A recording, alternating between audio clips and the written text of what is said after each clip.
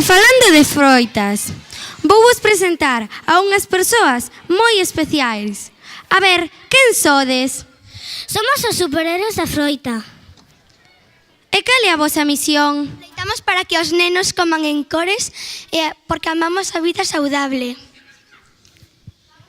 Si, alimentos como as froitas. En cores. Si. Alimentos como as froitas. E así os nenos terán tanta forza como a nosa. O exercicio físico é moi importante, por eso imos enseñarvos o noso baile. Pois tomade nota e adiante ese baile de superhéroes da froita.